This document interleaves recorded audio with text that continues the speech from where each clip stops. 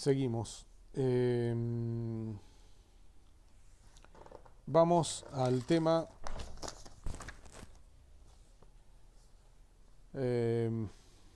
regulado en los artículos 29, 30 y 31, 29, 29 bis, 30 y 31 de la Ley de Contrato de Trabajo. Si los tienen ahí a mano, ábranlos porque vamos a analizar la cuestión de la interposición, mediación y la solidaridad que esto implica en el contrato de trabajo. ¿Qué es la interposición y la mediación a la que se refiere el título con el que se bautiza el artículo 29? Existen en el mercado del trabajo empresas que se dedican a proveer personal, son las que se denominan empresas de servicios eventuales. También existen como práctica empresas que proveen su personal sin ser empresas de servicios eventuales para que esa prestación sea conducida o dirigida y utilizada por otras empresas. Ahora vamos a ver la definición que hace el artículo 29 sobre eso. Y existe también una solidaridad que se va a derivar de los conjuntos económicos o grupos económicos o las circunstancias de hecho en las que personas físicas o jurídicas, mejor dicho, en este caso no físicas, serían jurídicas, dominan y controlan a otras al conformar su voluntad societaria, y que por lo tanto requieren una respuesta del ordenamiento jurídico en torno a la responsabilidad por las obligaciones laborales, cuando a través de la utilización de estos formatos lo que se pretende es eximirse o limitar la responsabilidad del verdadero beneficiario del trabajo del trabajador. Entonces, vamos al artículo 29. Dice el artículo 29: los trabajadores que, habiendo sido contratados por terceros con vista a proporcionarlos a las empresas, serán considerados empleados directos de quien utilice su prestación. Este es un principio genérico. Si yo contrato a alguien para que, en lugar de trabajar para mí, trabaje para otro, lo que dice el artículo es que va a ser considerado empleado de ese otro, aunque figure bajo mi relación de dependencia. Este es un principio genérico que se aplica sin importar cuál es la naturaleza de mi organización empresarial. Es decir, aun cuando yo no fuera una empresa de servicios eventuales, si yo contrato personal con el objeto de que ese personal preste servicios para otra persona, ese trabajador va a ser considerado en relación de dependencia directa del receptor de sus servicios último. ¿Por qué se aclara esto en el artículo? Porque es una práctica común o es una práctica frecuente, con tal de no asumir o con tal de intentar evadir las responsabilidades que derivan de la aplicación del contrato de trabajo, hacer figurar como empleador del trabajador que trabaja para mí a otro. Es lo que comúnmente se denominaba el hombre de paja, el que va a figurar simplemente como si fuera empleador, cuando en realidad la prestación directa que hace el trabajador la hace para este tercero, que está utilizando la aparición de este hombre de paja como empleador para intentar evadir las obligaciones laborales. Entonces esto queda muy claro. Si yo figuro como dependiente de José, pero en realidad mi servicio lo presto para Juan, voy a ser considerado trabajador de Juan. No importa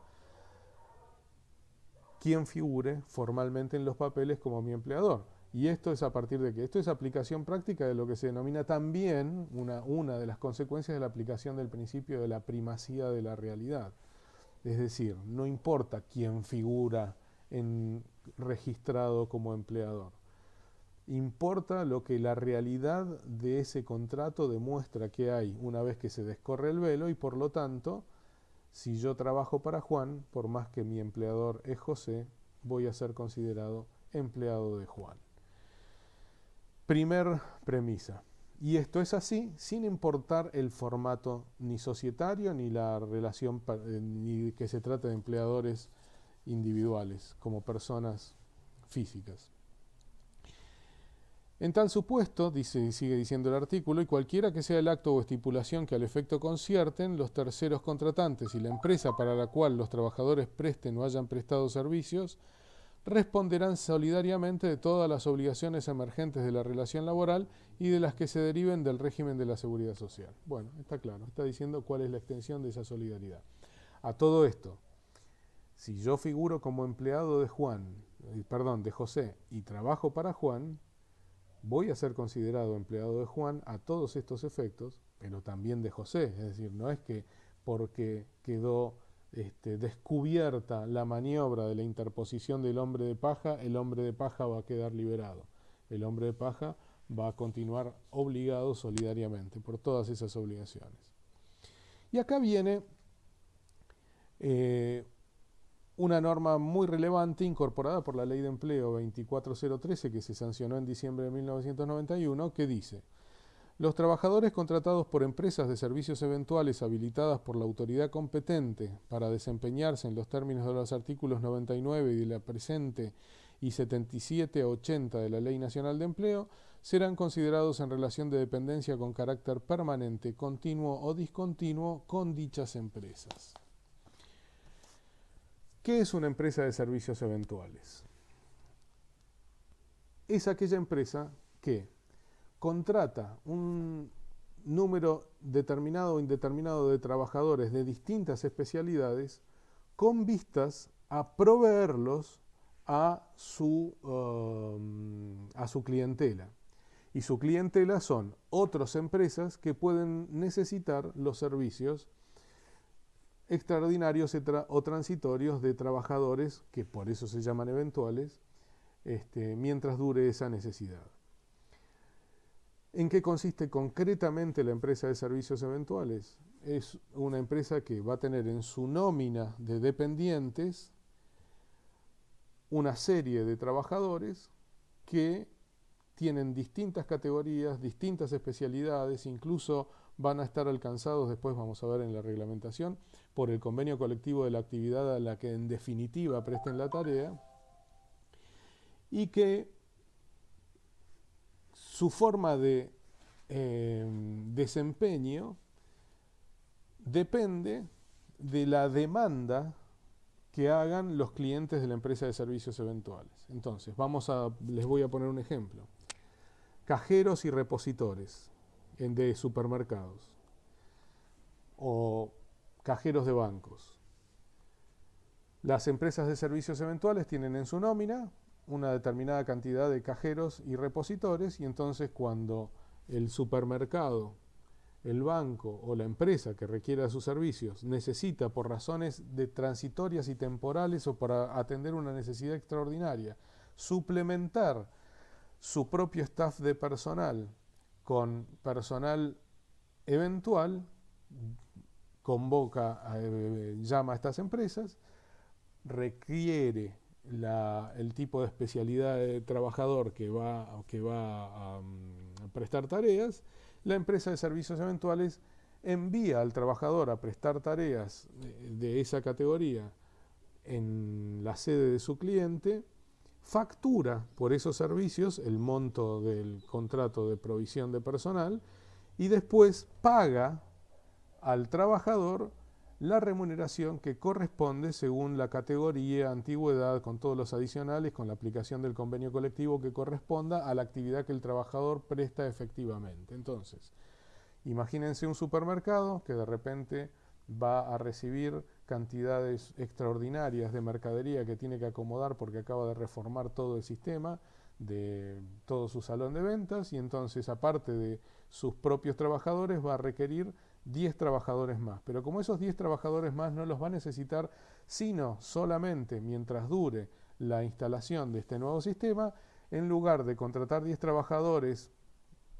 directamente con contrato a plazo fijo, ya cuando vean las modalidades van a ver cuándo se aplica uno y cuándo se aplica otro, llama a una empresa de servicios eventuales y dice: necesito 10 repositores y 2 cajeros que probablemente los necesite por 30 días, por 40 días, por 50 días. Todavía no lo sé muy bien porque no sé cuándo va a terminar mi necesidad, pero va a ser ese plazo.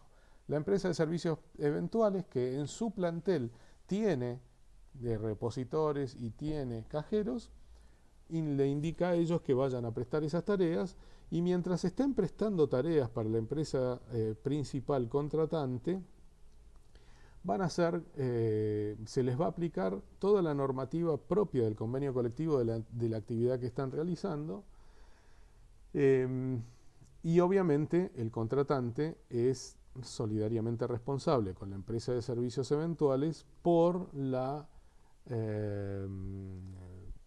el cumplimiento de todas esas obligaciones y los aportes y la verificación del cumplimiento de los aportes y contribuciones que correspondan. Ahora bien, ¿qué hace falta para contratar bajo esta modalidad? Obviamente lo que hace falta es que se trate de una necesidad extraordinaria o transitoria. No se puede utilizar la figura del contrato de trabajo eventual y pretender inclusive la contratación de empresas de servicios eventuales para necesidades normales y permanentes, porque justamente esta modalidad excepcional del contrato de trabajo eventual está prevista, y inclusive la utilización de servicios de empresas de servicios eventuales está prevista para cuando se trata de necesidades extraordinarias o transitorias. La transitoriedad y la extraordinariedad se juzgan en el caso concreto si hubiera un conflicto respecto de la regular utilización de la figura o de la regular contratación con la empresa de servicios eventuales. Y esta, obviamente, está a cargo de la empresa principal la prueba de la transitoriedad de las tareas y de su extraordinariedad. Rápidamente estos contratos pueden convertirse en contratos de tiempo indeterminado, celebrados principalmente con la contratista de servicios eventuales, si vencida o terminada la extraordinariedad o transitoriedad de la tarea, el trabajador permanece prestando tareas, o si, por ejemplo, fueron convocados para poder atender suplencias de personal con licencia, y una vez reincorporado el personal con licencia, el trabajador eventual continúa prestando tareas para el empresario principal. En esos casos entendemos que el contrato se transforma en un contrato de tiempo indeterminado, principalmente celebrado con el contratante de los servicios, y en consecuencia nace el derecho del trabajador de requerir que así se lo registre y se continúe con las obligaciones derivadas del contrato de trabajo. Ahora bien, ¿qué dice el decreto 1694 del año 2006, que lo vamos a cargar ahora a la página para que ustedes lo consulten? Regula la empresa de servicios eventuales y establece, entre otras cosas, aparte de establecer todos los requisitos que tienen que cumplir estas empresas para poder tener autorización de la autoridad de aplicación para funcionar, en punto a su objeto, la constitución de su capital y demás, y la conformación de su estructura, establece cuáles son, una de las obligaciones principales es cuál es el tiempo máximo de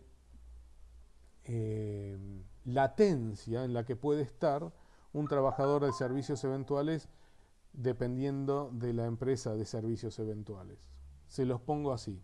La empresa de servicios eventuales tiene en su nómina, como dependientes propios, tiene una serie de trabajadores de distintas categorías. Y cuando su clientela le requiere o le reclama los servicios de esos trabajadores, la empresa de servicios eventuales los provee.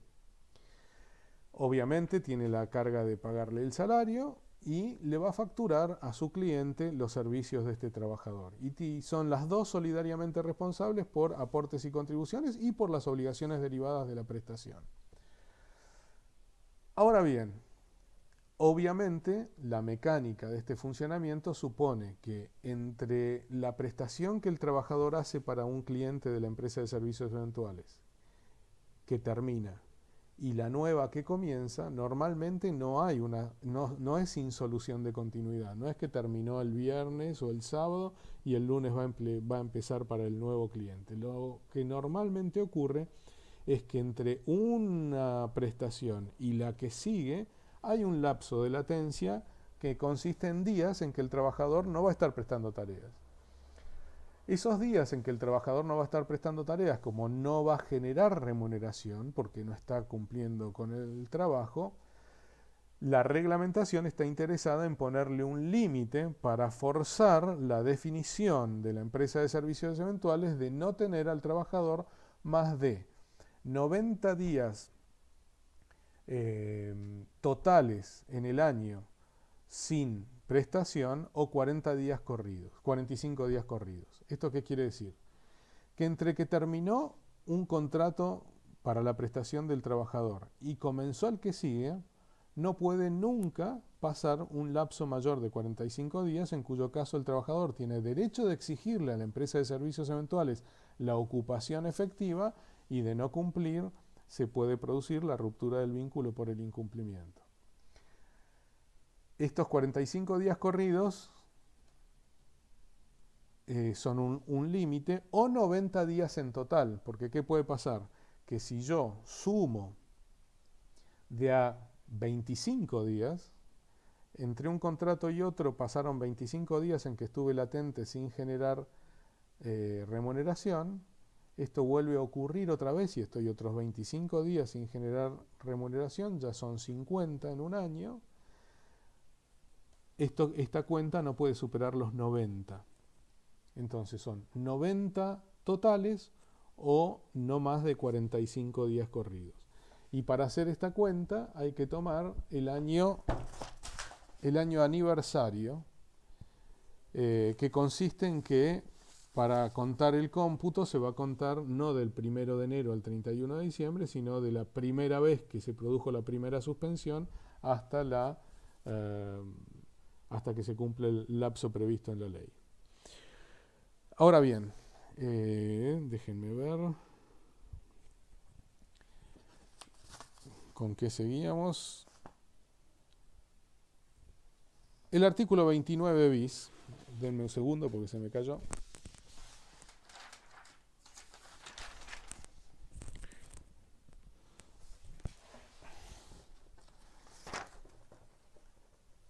El artículo 29 bis, les decía, establece la solidaridad entre la empresa de servicios eventuales y el empleador que contrate trabajadores a través de estas empresas. Es lo que acabamos de analizar. ¿Qué significa que hay solidaridad? La solidaridad, el concepto de solidaridad que ustedes vieron cuando estudiaron obligaciones, es el mismo en el derecho del trabajo. ¿Esto qué quiere decir? Que cuando una obligación es solidaria, el acreedor puede reclamar el cumplimiento del objeto de la obligación a cualquiera de los obligados solidarios. Y ahí se aplican las reglas propias de la solidaridad civil. ¿Esto qué quiere decir? Bueno, la remisión de la deuda para un obligado solidario implica la remisión de la deuda para todos. La percepción del pago de un obligado solidario implica la extinción de la obligación para el otro obligado solidario, más allá de la relación entre obligados solidarios. Bueno, no quiero entrar ahora a todo el análisis de la solidaridad, pero lo que quiero decirles es que el derecho del trabajo no tiene una regulación de la solidaridad distinta de la propia de la solidaridad del derecho civil, y por lo tanto, cuando hablamos de solidaridad en derecho del trabajo, hablamos de la solidaridad civil en el cumplimiento de las obligaciones. ¿Esto qué implica? Y esto implica que yo le puedo reclamar la obligación a cualquiera de los obligados solidarios. Tengo primero que haberle reclamado al empleador principal y después recién ir contra él, que la ley dice que aparte va a ser considerado solidario. No necesariamente. En el derecho civil está claro que la obligación solidaria se reclama a cualquiera, a todos o alguno, indistintamente, y eh, los pactos hechos en relación al cumplimiento de la obligación alcanzan y afectan al resto de los obligados solidarios. ¿Con esto qué quiero decir? Que en esta materia, cuando la ley laboral establece la solidaridad, esto implica que los obligados solidarios están alcanzados al cumplimiento de todas las obligaciones que entran dentro del concepto del objeto de la obligación, y por lo tanto puede ser reclamada a cualquiera de los dos. Lo que continúa y resulta esencial evaluar después es cuál es el alcance y el objeto al que alcanza la solidaridad.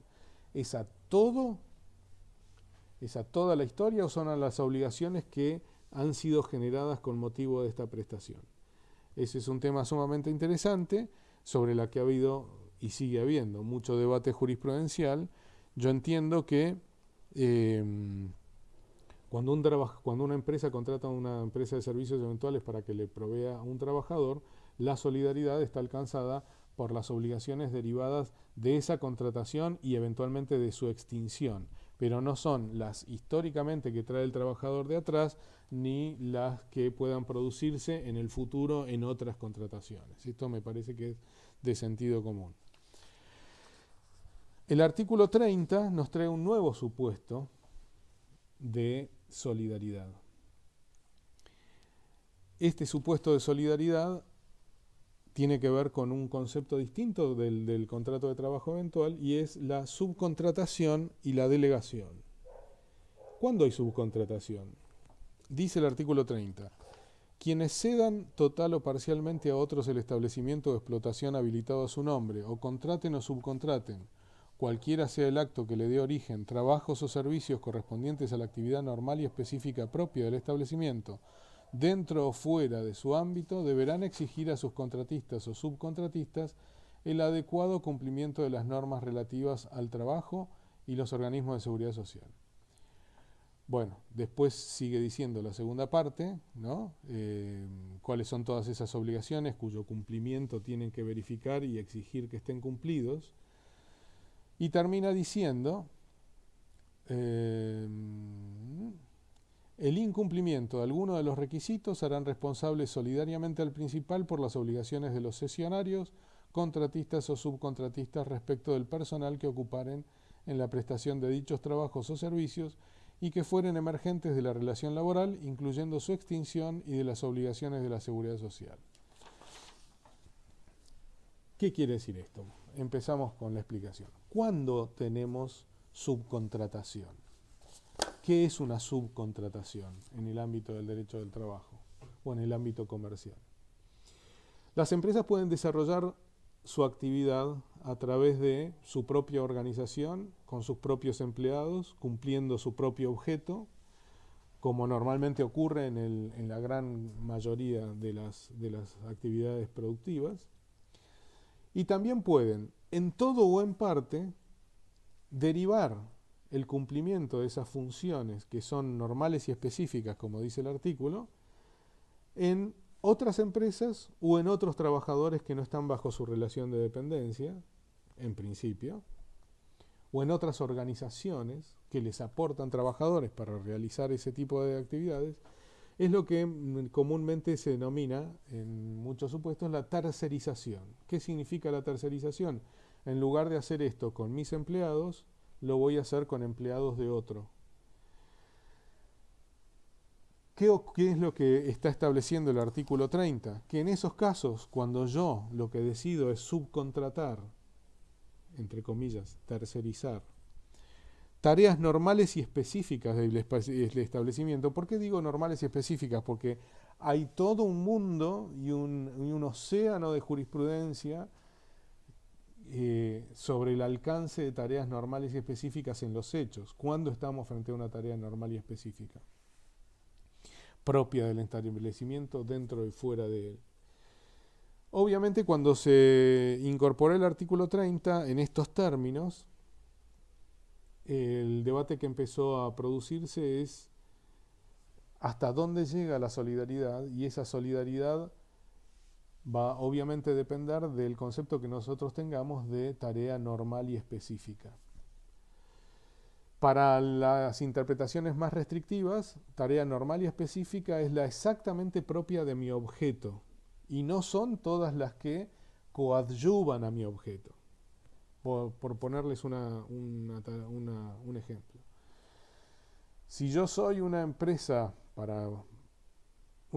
que fabrica cables, la tarea normal y específica del establecimiento es toda la que tiene que ver con la producción del cable, la fabricación del cable y todos los trabajadores que están afectados a trabajar con el cable. No formarían parte de la tarea normal y específica del establecimiento las que coadyuven, que a veces las hago yo adentro de mi establecimiento y otras veces las contrato con terceros. Por ejemplo, las cajas para vender los cables. En algunos casos, yo, por ejemplo, en la empresa podía ser que ocurriera que yo fabricara la forma del packaging para que salieran con el packaging y otras vueltas decido que no voy a dedicar más trabajadores a eso y se los voy a encargar a una empresa que me va a proveer del packaging. ¿Eso es tarea normal y específica o no es tarea normal y específica? La limpieza, que yo no tengo personal de limpieza, sino que contrato una empresa que todos los días, cuando se acaba el horario laboral, viene con su personal y limpia. Y no sé quiénes son los que vienen a limpiar, solo sé que trae personal y limpia. ¿La tarea de limpieza es normal y específica o es una tarea que sale del concepto de normal y específico y por lo tanto en esa tercerización no habría la solidaridad del 30? Los servicios de comedor, los servicios de vianda, la vigilancia en los bancos, o la vigilancia en un banco o la vigilancia normal en cualquier otra empresa. Cuando yo, en lugar de tener trabajadores destinados a vigilar, contrato una empresa que me provee trabajadores de vigilancia. ¿Estoy dentro del marco de la tarea normal y específica o no estoy?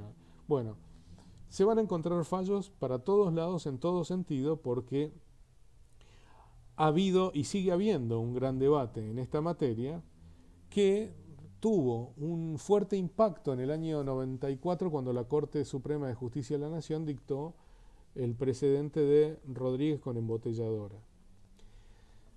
Voy a cargar el precedente también en la página, pero quiero contarles ahora que en esa fallo la Corte sintéticamente lo que dijo fue que el análisis de la extensión de una obligación de, digamos, convertir en deudor de una obligación a alguien que no es naturalmente el que generó esa obligación es una cuestión grave en nuestro derecho de interpretación estricta y que por lo tanto en este caso se trataba de una empresa de Rodríguez con embotellador, si mal no recuerdo, creo que se trataba de una embotelladora de Pepsi que, de acuerdo al contrato que tenía celebrado con la principal, recibía el jarabe, las instrucciones y se ajustaba a las pautas del proveedor del jarabe, que es la empresa Pepsi, pero fabricaba la gaseosa en la embotelladora y la distribuía y la vendía. Como la Corte en ese momento consideró que la venta del jarabe para integrar un proceso del cual se desentiende después, comercialmente hablando, la principal, se trata de una actividad regular que no implica actividad normal y específica. En este caso la Corte entendió que lo que hacía Pepsi al fabricar el jarabe era cumplir el objeto, fabricar el jarabe. Venderlo el jarabe o concederlo a otro para que el otro, bajo su propio riesgo y bajo su propia organización, lo convierta en la gaseosa y lo distribuya, estaría fuera del concepto de actividad normal y específica y por ello entendió que no había, en este caso, solidaridad. Eso, obviamente, tuvo un impacto muy fuerte porque era la Corte Suprema de Justicia de la Nación poniéndole límites a la interpretación de la norma del artículo 30, de cuya interpretación podía derivarse también la forma de interpretar, obviamente, todo el resto de los casos que se iban a dar en el universo de los planteos sobre la solidaridad. Obviamente hubo una reacción en contra de la interpretación de la Corte que muchos años después terminó en cierta medida avalada por un nuevo fallo de la Corte, ahora en nueva composición, en Benítez contra Plataforma Cero, que también la vamos a cargar en la página, donde la Corte dijo básicamente lo siguiente: un fallo de la Cámara Nacional de Apelaciones del Trabajo es nulo si por toda fundamentación invoca el criterio sentado por la Corte Suprema de Justicia de la Nación en Rodríguez con embotelladora. ¿Y por qué es nulo si invoca ese criterio? Dice la Corte que es nulo porque no es función de la Corte hacer interpretación de normas de derecho común. Y que por lo tanto lo que está diciendo tácitamente es que no pudo decir lo que dijo en Rodríguez con embotelladora.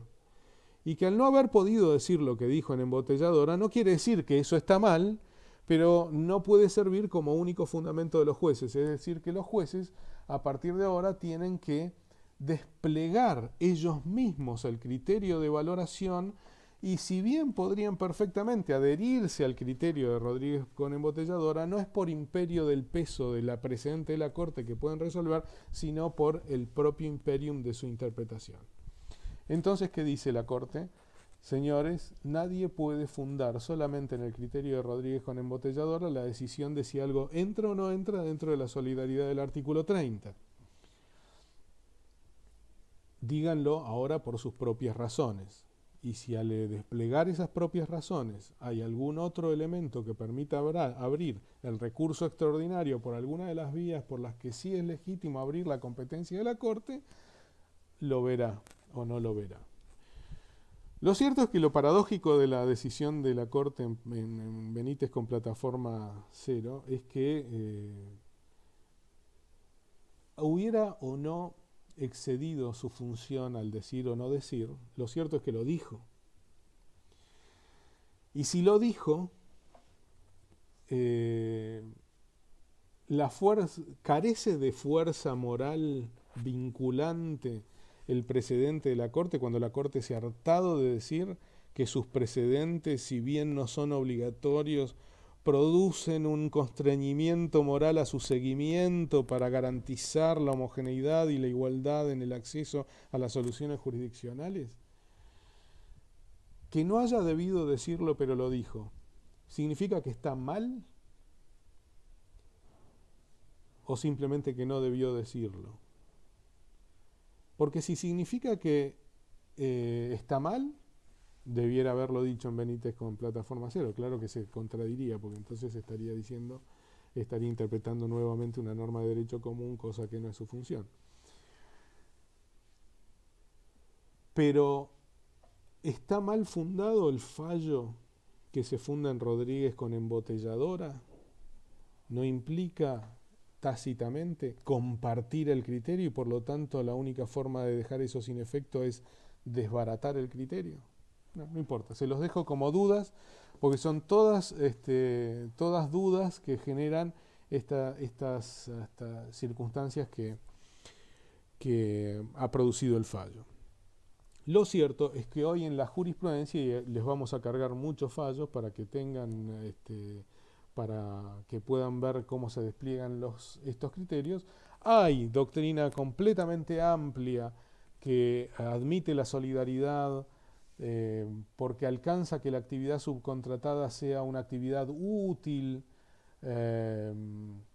quizá necesaria, o sin ser necesaria, coadyuvante para generar la solidaridad del artículo 30, y existen las interpretaciones que entienden que hay que circunscribirse al objeto propio de la actividad subcontratada.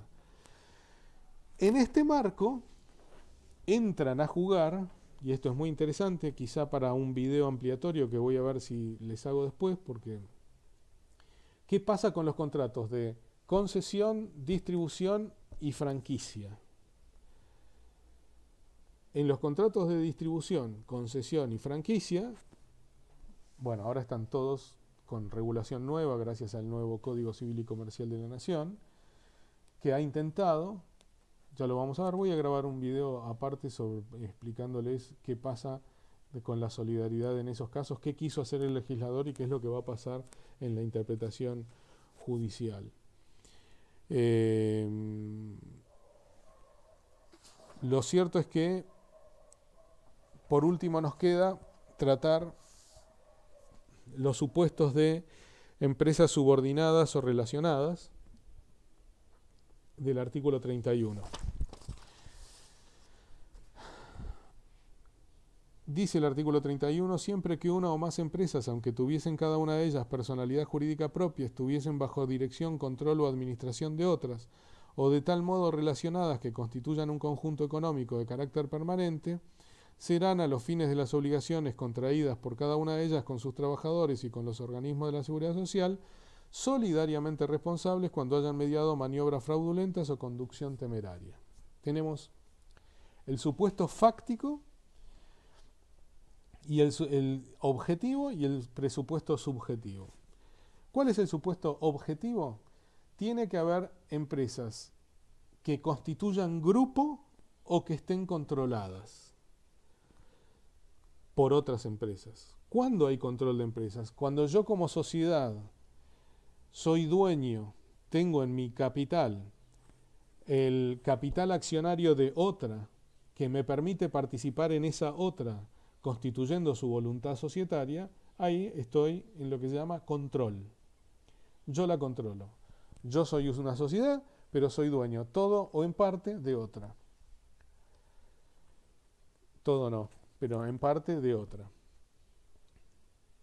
Al tener esa participación y al poder influir o tomar el control de la decisión de la voluntad societaria de la otra empresa, me convierto en un controlante y con eso entro dentro de la figura del artículo 31. Y sin necesidad de haber control, desde este punto de vista, de la titularidad, de herramientas o contratos jurídicos que me permitan controlar y decidir la voluntad societaria de la otra, sin necesidad de llegar a ese extremo, cuando las empresas constituyen un grupo económico, es decir, están de tal modo relacionadas entre sí que existe un interés común, también entro dentro de la figura del artículo 31, existe solidaridad entre ellas. ¿Cuándo existe solidaridad entre ellas? Y acá viene el factor subjetivo, lo dice al final del artículo, que hayan mediado maniobras fraudulentas o conducción temeraria. O podríamos estar todo el día hablando de todos los supuestos en que puede darse la conducción fraudulenta, las maniobras fraudulentas o la conducción temeraria. Hay conducción temeraria cuando yo dispongo, tomo decisiones societarias que van a afectar gravemente la solvencia, el futuro del giro y demás, que no responden en modo alguno a los criterios naturales del buen hombre de negocios y que por lo tanto con desinterés total sobre los riesgos que estoy asumiendo pongo en riesgo justamente la solvencia de la empresa. Y fraudulenta no necesita mayor explicaciones, cuando decididamente estoy realizando actividades que van en contra que son violaciones a la ley, o actividades o actitudes que buscan el ocultamiento de esa evasión para disminuir mi responsabilidad. Obviamente estoy frente al supuesto subjetivo. Es decir, no alcanza con que exista control o grupo económico para que exista solidaridad, sino que tiene que haber también, darse el supuesto subjetivo, que es la maniobra fraudulenta o la conducción temeraria. En esos casos hay respuesta solidaria. ¿Esto qué quiere decir? Que los integrantes del grupo o las empresas controlante y controlada responden con su patrimonio por las obligaciones de los trabajadores. Después les voy a grabar un video con qué pasa con los contratos de agencia, franquicia y demás a este respecto. Concesión y distribución son muy parecidos en los supuestos que navegan ahí a dos aguas, digamos, en estos supuestos de solidaridad. Pero tienen sus regulaciones específicas al respecto. Vamos a cortar el video acá y vamos a filmar uno último sobre derechos y deberes de las partes y contrato de objeto prohibido y contrato de objeto ilícito.